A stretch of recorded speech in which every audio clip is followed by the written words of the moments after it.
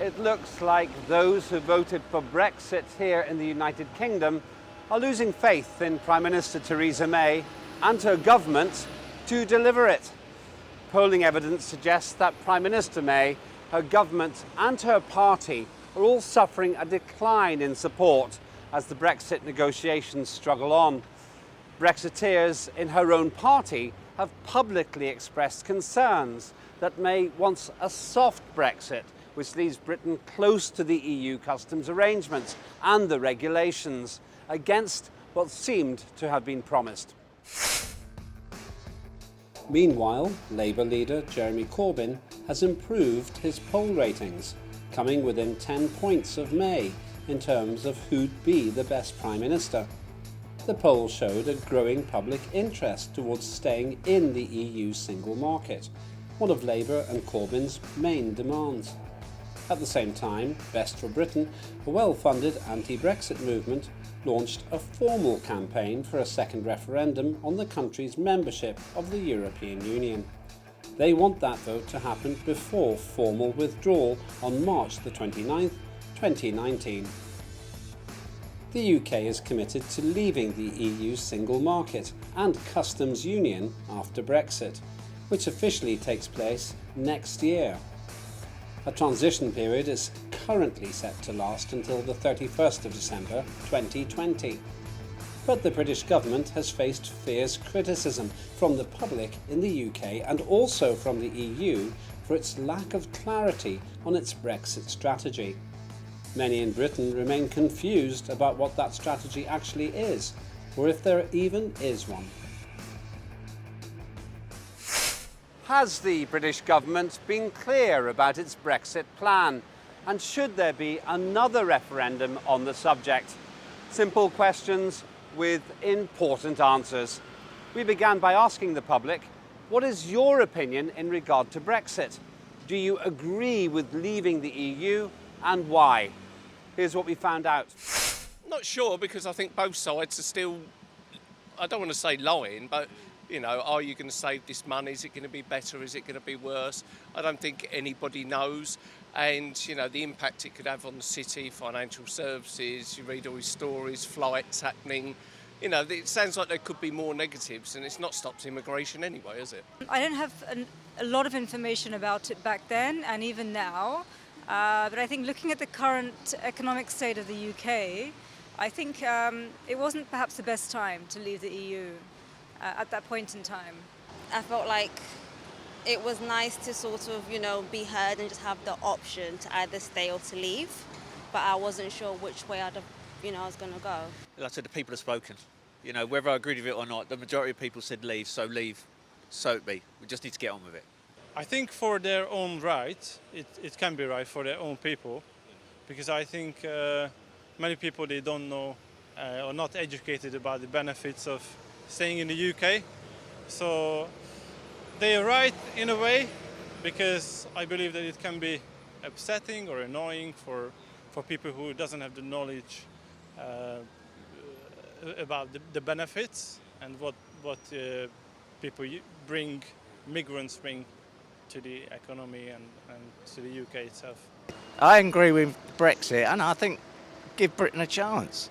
We've got to be independent again. We've lost so much to Europe with the steel industry and lots of different things. So yeah, we want some of our own control back without Brussels telling us what to do. I don't agree with leaving the EU. I think we're much better off in the EU, and I think that before the referendum, all the Brexit people were telling complete lies and fabrications about the implications, and I think we just are mad to try and leave. I think it's a bit sad, because I kind of really want us to stay in the European Union.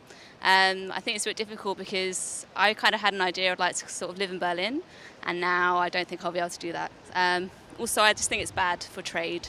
I don't think we're going to get a particularly good deal, and I just think it's a bit of a waste of time. Well, I voted for Brexit. It's a lot of the reasons originally was so we could, you know, have control of our borders and all the rest of the thing. And that's probably the one of the main reasons why I voted. I think you have to look at the EU and say that the people in Britain the people in England and Wales what's happening in Scotland and Northern Ireland is different, but in England and Wales, people voted to leave the European Union. And from whatever your opinion was in that referendum, I think we have to accept that verdict. I think there's no going back in that. There's a difference in Scotland and Northern Ireland who voted to remain, and clearly in the north of Ireland there's the issue of the border. But let's just say in England and Wales, I think you have to respect that vote, because if we were to say we're going to have another ballot, as so many people do, we want to have another referendum, it would literally drive those people, further alienate those people who voted to leave, mad. A lot of the reason why they voted to leave was the alienation from the political system here, the political system in Europe. And if it's kind of, they would see that as just trying to cheat them of their result by asking them to vote again. So I think we have to respect the vote. Well, first of all, I don't believe in referendums.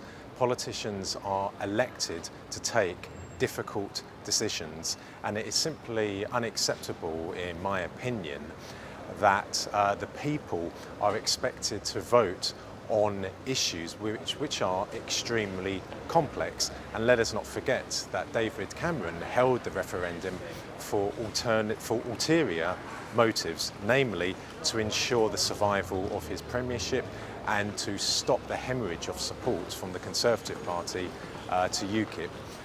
In regard to the EU, I oppose the EU on ideological grounds and also on foreign policy grounds.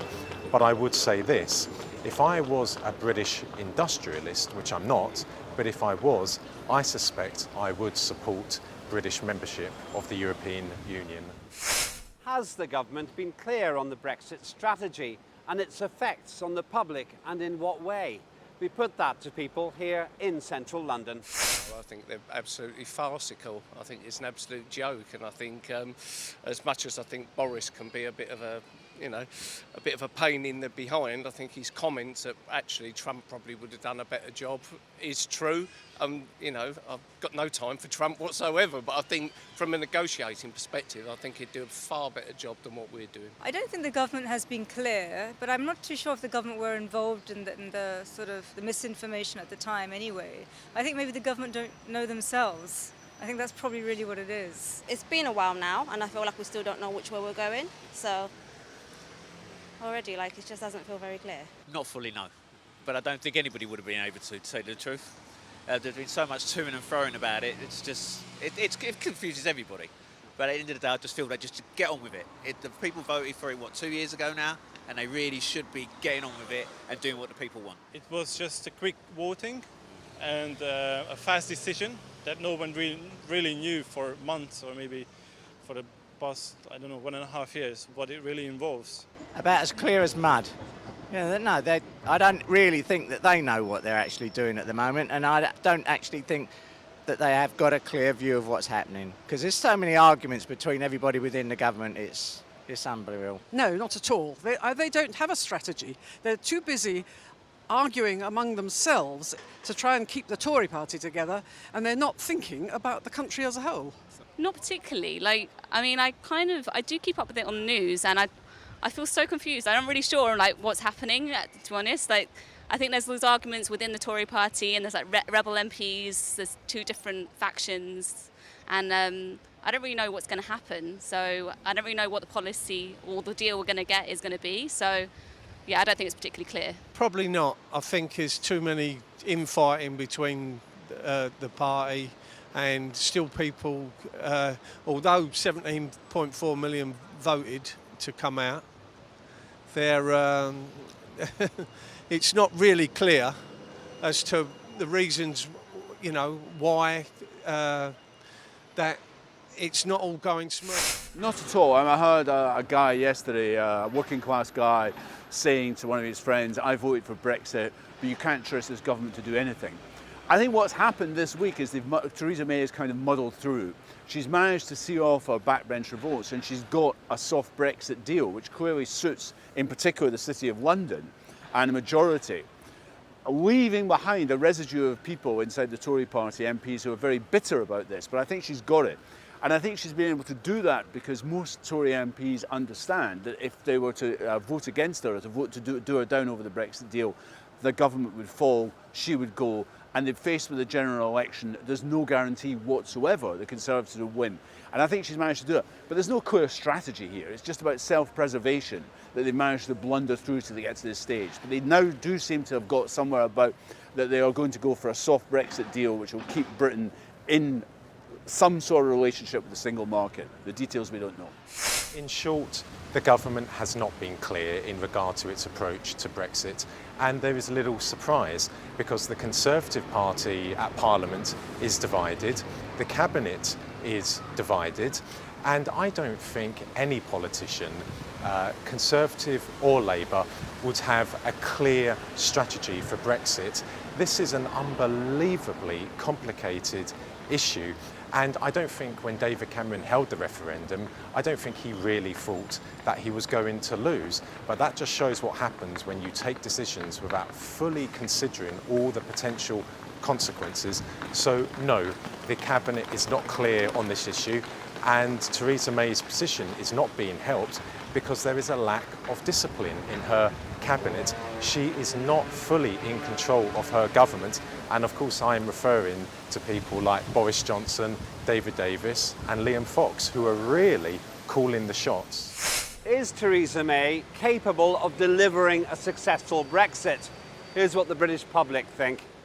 I think that she's too weak. It seems that she's forever making deals on different sides of the political fence just to try and move this along, and it's a bit of a shambles. I think she's ripe for people taking advantage of her in politics. I don't think anyone is, and I think I'm not going to bash Theresa May. I think that everyone's doing a great job of that, but I don't think she can or anyone can. I think looking at her past, what she set out to do, she has done. So I think she can. Well, she's got to be.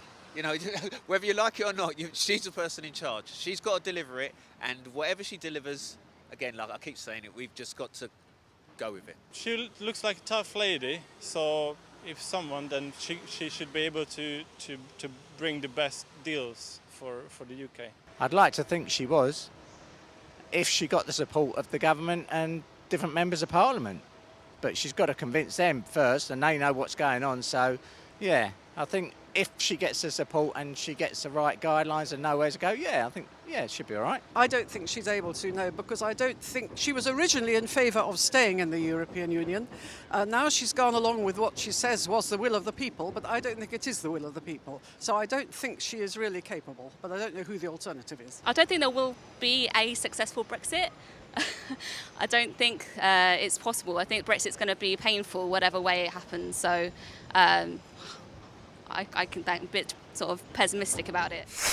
I don't think she's that bothered about delivering a successful Brexit. I think she wants a Brexit deal to be achieved, and then I think she thinks she's going to be heading off into retirement, which is quite likely. So in one sense, I mean, she wants to just muddle through to the next scheduled general election in 2022, and then she'll step off into history. I think, as I said, it's about self-preservation. This government is almost operating on a day-at-a-time basis because they had, and it's very important to remember, there was no strategy about Brexit because no one believed it was going to happen. And that morning when they lost the vote, David Cameron, of course, came out and resigned in Downing Street because he didn't expect it, he hadn't planned for it, and they had literally nothing in their back pocket in terms of a plan. And since then, it's just been muddling along trying to find a solution. First of all, Theresa May lacks leadership skills. She has no real leadership qualities whatsoever. It's one thing to be Home Secretary, it's another thing to be Prime Minister. So no, I don't believe she is the appropriate person to be delivering Brexit. But that said, and we do have to be fair to Prime Minister May, even if Jeremy Corbyn was Prime Minister, he would still be faced with a Herculean task. So I don't think that she is suitable, but then I think Jeremy Corbyn would face serious problems. I think if Boris Johnson was Prime Minister, he would also face a very, very difficult situation. Why? He might have senior members of the Cabinet supporting him, but then most of the parliamentary Conservative Party supported British membership of the EU. Data from Opinium tells quite a story. Only 32% of Leave voters trust Conservatives with the job, the lowest level of confidence since January 2017. The Conservatives have also seen their poll lead cut to only 42% versus 40% for Labour. And 50% of participants thought May should resign as Prime Minister and hand over the job to someone with a greater chance of success. Should the British public be given a second referendum on Brexit? We asked them. No, because I still don't think there's enough clear information whether it would be a positive or negative for the UK. No, it's a waste of taxpayer resources. I think it will set off riots in this country. And I think we need, if anything, we need political stability. Yeah, because like I said, I wasn't sure initially and I'm still not completely sure. Whereas like every day, leaning towards a decision. So it would be nice to have a second chance. No, I think the people have spoken once and that should be enough. All this toing and froing, what everybody in the big house should be doing as the Parliament, what they should be doing is doing what the people want and stop people putting up barriers to stop what the people want. I think there should be. I think that there would be a different outcome, to be honest. No, we've done it.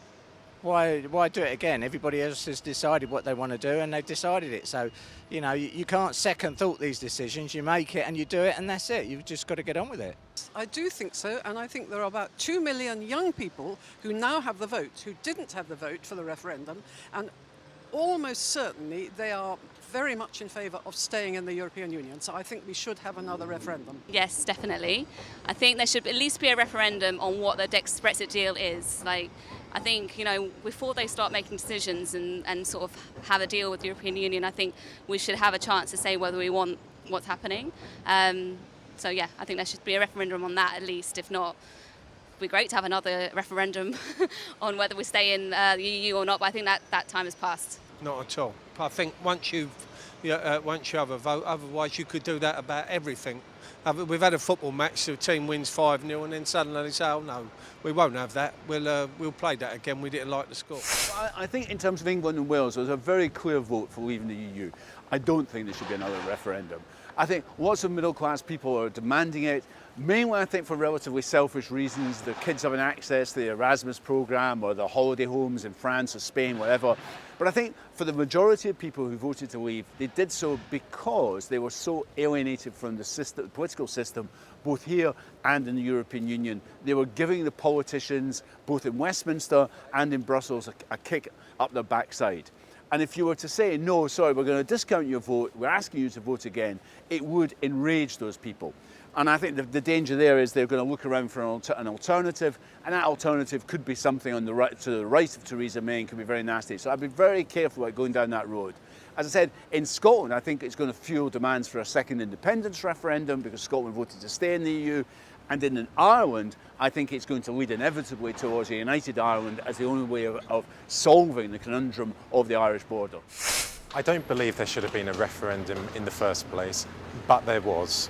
And the majority of the British public, by a very, very slender majority, chose to leave the European Union.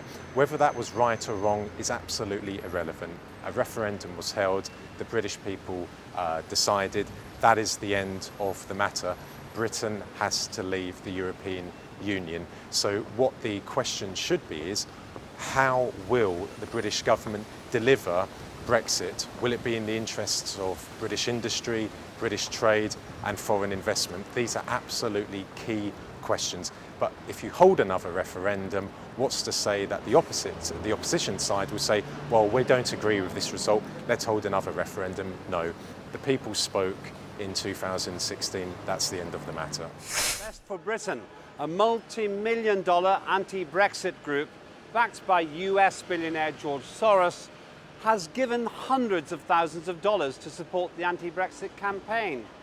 Why, in the public's view, has anti-Brexit rhetoric got so much support from business owners abroad? Just got no idea, quite frankly.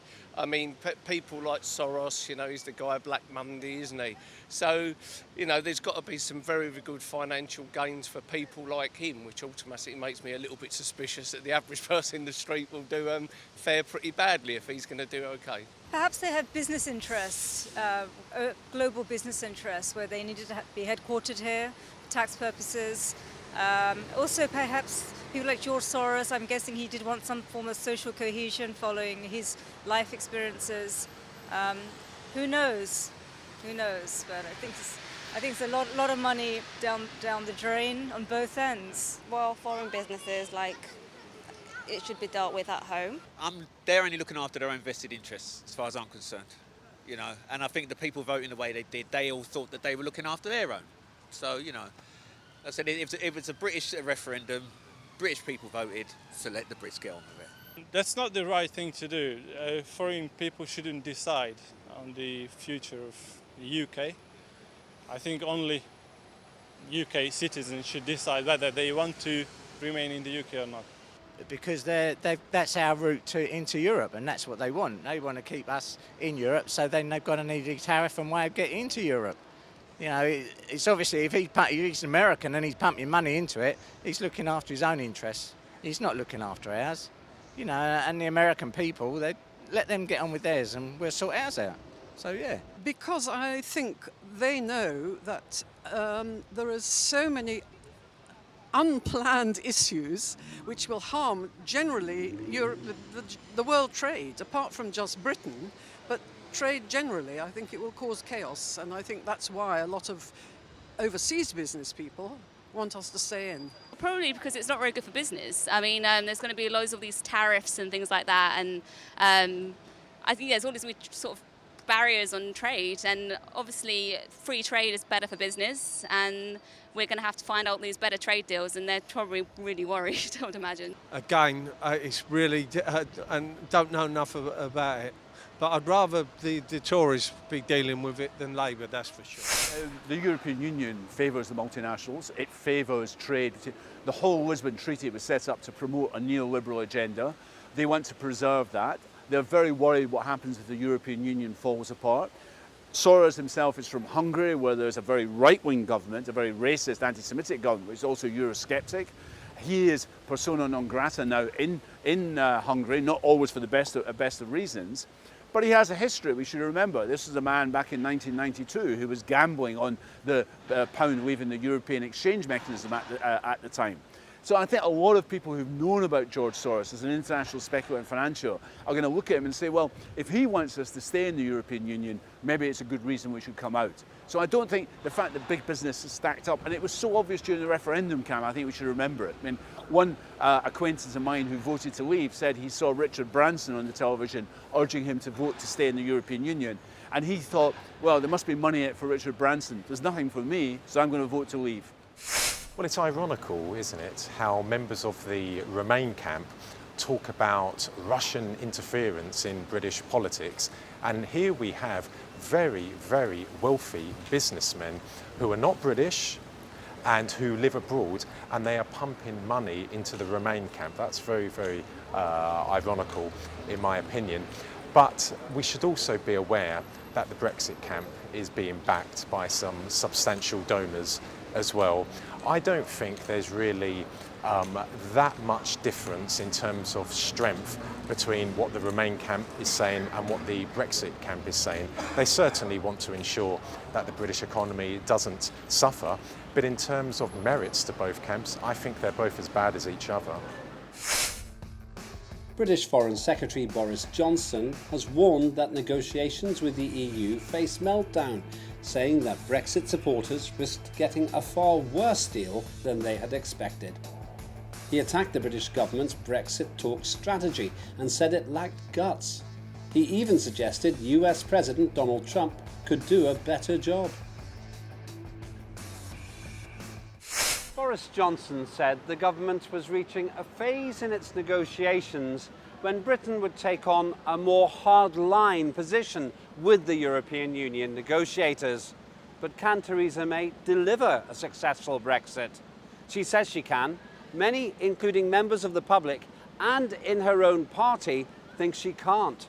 Increasingly, they're suggesting that she and her team haven't created a Brexit strategy.